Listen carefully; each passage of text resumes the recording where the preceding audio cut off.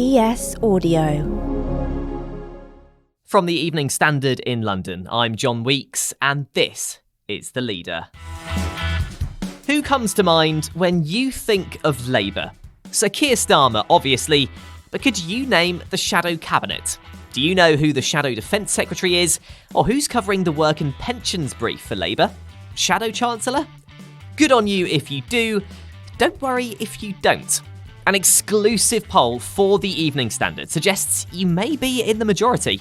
When asked to name members of the shadow cabinet off the top of their head, only Deputy Leader Angela Rayner had considerable recognition, with 23% of people mentioning her. Shadow Chancellor Rachel Reeves got 9%, Jonathan Ashworth, who has work and pensions, got 2%, and in a time of armed conflict in Ukraine, Shadow Defence Secretary John Healey was on 1%. Labour may have a 22-point lead in opinion polls for the next general election, but our Ipsos survey of more than 1,000 voting-age adults suggests people want to know more about what a Sir Keir government would actually do. 50% of respondents say they don't know what the Labour leader stands for. Mind you, 45% say the same thing about Rishi Sunak. Of course, an election's not expected until late January 2025 at the latest, so there's time to get those messages out.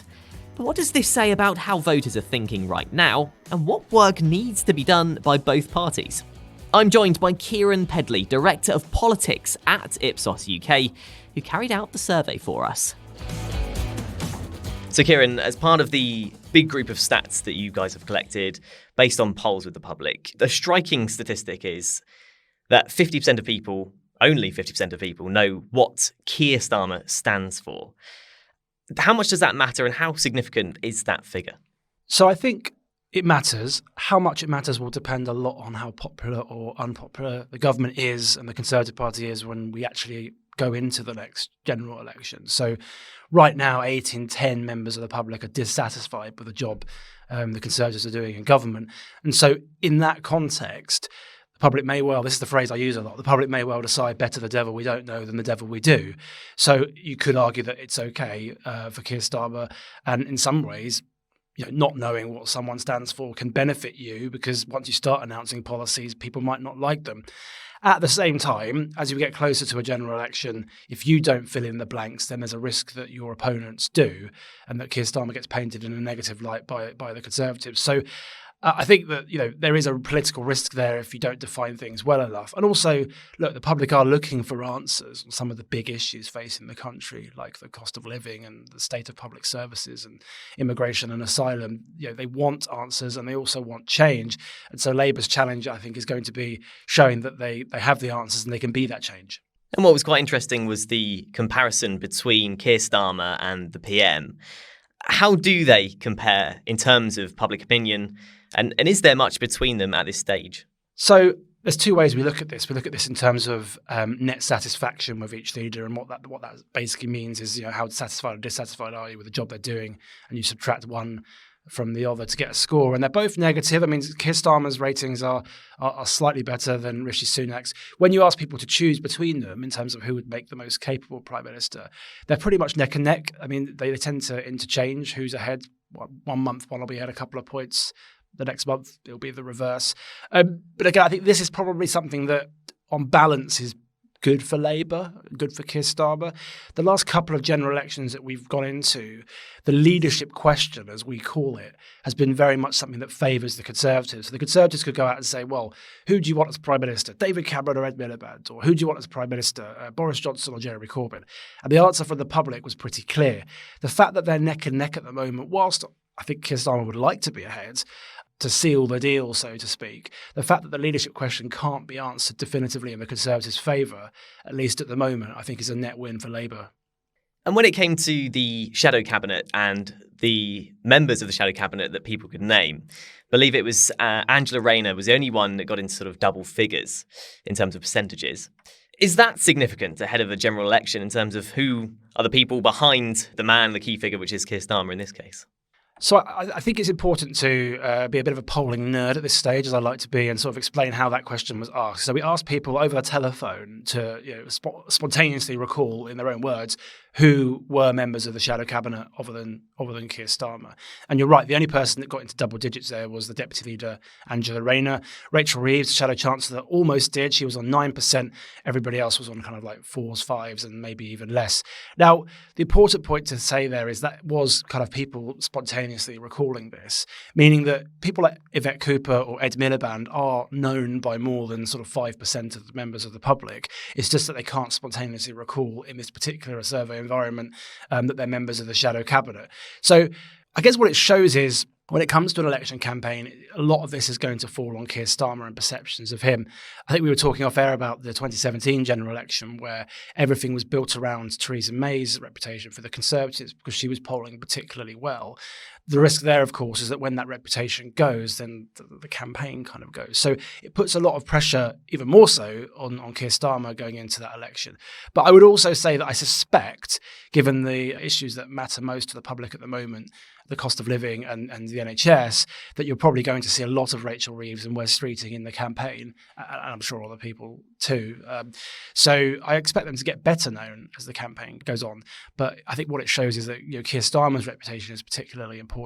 And as I've mentioned, his net satisfaction ratings, I think it's -18 at the moment. That's not quite at the level that David Cameron and Tony Blair had before they won from opposition. They were getting kind of net positive scores before they won. So there's no hard and fast rule that says, oh, you're on -18, Keir Starmer, therefore tap you on the shoulder, you can't win. Of course not. It's all relative between the two parties. But I think it does show that there's still sort of work for him to do. And if the campaign's based around him, that's maybe a risk for Labour. And you mentioned those previous campaigns. I mean, how do the results of this poll sort of compare with previous ones? So I think, look, it's very, very unusual for a governing party to come back from the types of deficits that we're seeing. The obvious comparison that people make would be 1992, and that sends shivers down my spine as a pollster because that was one where the polls were wrong. But even then, I think I'm right in saying in 1991, a year before that, we weren't seeing quite this 20-point leads for the opposition party. And I think what we always have to be slightly careful with historic comparisons as well, because, I mean, Christ, in the last sort of 3 or 4 years, we've gone through a global pandemic, we've got war, we've got a cost of living crisis, we've had countless changes in Conservative Party leader and Prime Minister. So there is, to some extent, this is unprecedented territory that we're in at the moment. But what I would say is that almost, if we put the polls to one side for 1 second, the type of national swing the Labour Party need at the next general election from 2019 to have a majority government would be more than double digits and is quite unusual for a general election. There's only 2 general elections since the Second World War where we've had double-digit national swings from one party to the next. And that was in 1945, immediately after that war, which is very specific circumstances in itself, and 1997. So the scale of shift it is somewhat unprecedented, but the clock is ticking, and the Conservatives need to be able to show, Rishi Sunak needs to be able to show that he could deliver on those pledges that he set. He wants to mark his own homework in some respects and saying, these are the issues I want to be defined on. At the moment, the public are pretty sceptical that he's delivering, and that needs to change if they're going to produce any sort of comeback. Let's take a break now. In part 2, Keiran explains what these poll results represent in the run-up to the next general election. What a sort of rough rule of thumb that we have at Ipsos is that the party leading on the most important issue to the public or to the electorate tends to win that election.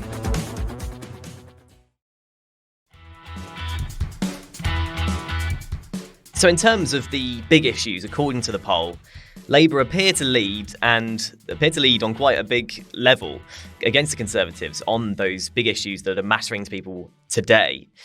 Could that alone win them the election? What a sort of rough rule of thumb that we have at Ipsos is that the party leading on the most important issue to the public or to the electorate tends to win that election. It's not a precise science, but that is the way things tend to go. And the consistent message from the public at the moment, and we should stress it's at the moment, we don't know what it will be at a general election, is that the cost of living rising prices and healthcare and the NHS are the most important issues to them. And on that, we asked the public in our most recent political monitor with Ipsos which party has the best policies. On healthcare, Labour are 30 points ahead, and on the cost of living, Labour are 22 points ahead. So these aren't small leads. And I think if those are the defining issues of the next general election, then it's very, very difficult for the Conservatives to come back. What I suppose Rishi Sunak will want to do is kind of two things. One is to kind of redefine how those questions are asked.